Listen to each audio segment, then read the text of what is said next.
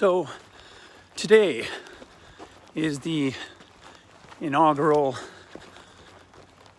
trail run test of my new 3F ultralight backpack from China. The cost of this pack to my door was around 59 bucks, I think, Canadian. And once unpackaged, the pack weighed in at 816 grams. And then I stripped out the foam on the waistband or the hip belt, and I trimmed off a few extra straps. My base weight is 13 pounds. With water and food, it brought it in at 20 pounds. I'm 6'2", 195 pounds, and this pack fits me perfectly. A smaller backpacker or runner may find this pack too big for their frame, as I have the shoulder straps cinched down as tight as they'll go, and my load levelers cinched down as tight as they'll go. Now, this pack is kind of advertised as a 40 plus 15, but I've got maybe 37 liters in here, 36, 37 liters in here. The weight is fine on my back. I'm used to running with about a 5-pound first aid kit and water on my back. And I can say that I feel it, but it's not undoable, you know. I've got everything I need for my trail run of the West Coast Trail in here, shooting for 25 kilometers a day over 3 days. I have to say, I'm a gearhead, and this pack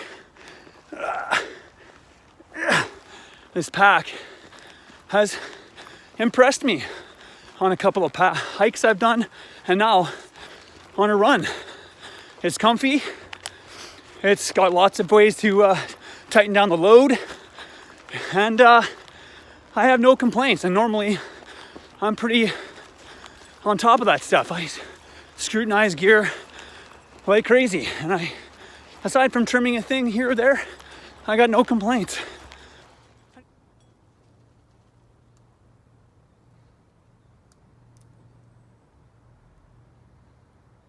So I'm going to carry on with a little bit more information on my 3F ultralight 40 plus 16 pack that I ordered from China. It was $59 Canadian to my door. I think they had some kind of a 30% off special when I ordered it. But I just wanted to point out some of the things I like about this and some of the things that I'm going to change. So it is a roll top pack. It clips at the front underneath the mesh here. And you're supposed to use this strap right here to go up the sides to connect the lid. Currently, I haven't decided if I'm going to cut that strap off yet. And as you can see here, these straps are incredibly long. I can probably shave, I don't know, 100 grams, maybe 125 grams off this pack just from trimming the excess straps off. As well as there's poles, trekking pole holders on the pack as well, in 4 places. Those are coming off. I don't walk with poles, I don't trek with poles, I don't trail run with poles. I currently have a 13-pound base weight in this pack. With water and food, it brings it up to about 20 pounds. And I have to say it's incredibly comfortable. As I mentioned before, it's incredibly comfortable to run with and incredibly comfortable to walk with. On the hip belts, we have at least 1.5 liters hip belt pockets, which are massive. And the hip belt is incredibly comfortable. I removed the foam out of the hip belt, but I left the rigid or semi-rigid plastic shape holders in there to give it some structure. The waistband is this style of waistband. You cinch here and it cinches it. It's actually a very good design. I've got the same design on my Osprey. The back of the pack here, massive mesh stretch external area for stuffing your whatever you want. You know, extra layers, tent, what have you. Huge side pockets here. You could easily fit a liter bottle in there and then some. What I've got inside over here at the bottom of the pouch, I've got my cook set and I've got my rain jacket in that side. In the back here, what I've got going on is I've got my Big Agnes tent, poles, water purification. And in the main pouch, I have my sleep system, my extra clothing, my food, and my water bladder. I will be carrying a 1 liter bottle in this pocket here for my West Coast trail run. You can see just how massive this bag is. Look at this. There's a massive amount of space at the top here that you could utilize if you wanted to. I debated whether or not I should trim this and then get a seamstress to reattach these, maybe. But, you know, the thing only came in at 816 grams. So I'm gonna leave it for now. Suspension on this pack is pretty good actually. You've got contoured shoulder straps here and here with a sternum strap that goes across, a couple more trekking pole attachers or, you know, stabilizers or whatever. If you want to carry trekking poles, those are coming off. I put this on. It does not come with this. This is a tube wrangler, little clip, but I ran the tube. There is a H2O slot in the side over here if you want to carry a bladder. It runs down here.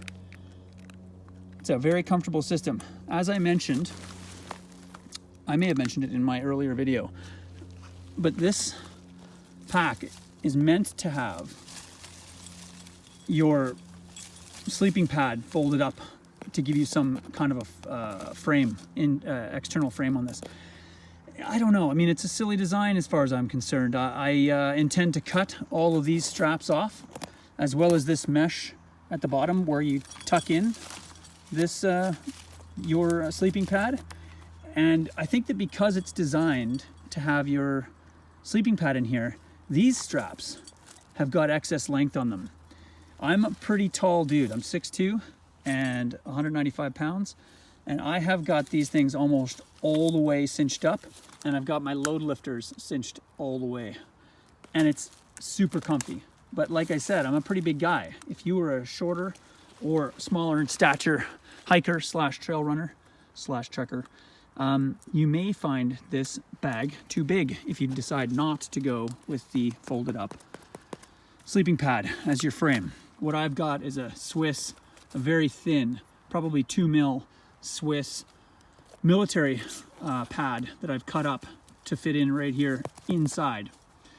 And I also use a lightweight multicam military pack cover for rain protection. I toyed with the idea of wearing or using a bag liner, but I don't like the idea of having my pack soaked, so I'd rather just carry the extra weight of a pack cover. So there is a lot of tie downs on this bag, which I said are going to get trimmed off. But like I said, this is just in the early stages here, but I'm incredibly impressed with the comfort of this bag, the build quality of this bag. I scoured this thing for imperfections and mistakes and stuff, and I couldn't find a single one. And I'm pretty impressed. It's got a reinforced bottom. It's got lightweight bag material for the main bag. Load lifters at the top. Sternum. Main tightening straps down here to cinch down your shoulder straps. It's got some side things here, some side straps if you wanted to tighten down. I guess you could use them for skis, you could use them for poles, you can use them for your tent. Depends on how you want to set up your bag. But like I said, I've got mine pretty minimal because I'm going to be running and I do not want to carry a lot of weight. Thanks for putting up with Lula, my dog's jingling collar. She's just kind of going crazy in the forest right now. At the bottom, I've got my Enlightened equipment bag. I've got a extra pair of lightweight trousers. I've got a merino wool long sleeve top, fleece toque for sleeping with at night if it gets cool, and my food, and that's pretty much it. I would give this bag a 4.5 out of 5. And like I said in my previous vid, I am a gear hound and I scrutinize the shit out of this gear, and I can't say enough good stuff about this relatively inexpensive, fairly lightweight. Strip off those straps and stuff, you're getting down to about 700 grams, which is pretty light. There is one thing I wanted to actually mention now that I think about it. I'm not sure why. I'm sure there's some wisdom behind it. But the closed cell foam that they use inside here, I don't know if you can see it there. Can you see the shimmer in there? It's wrapped in plastic bag material. I haven't got a slightest clue why they would do that. You don't need it to be waterproof. It's already closed cell foam. I don't know why they would do this.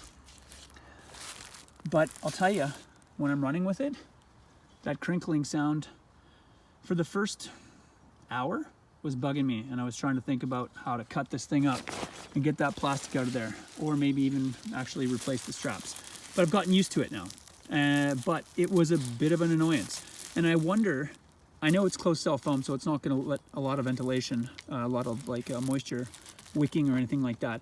However, I wonder if the plastic inside is causing a little bit more sweat. But at this point, I'm not going to start cannibalizing this thing to solve that problem. Like I said, 4.5 out of 5, and I can't say enough about it.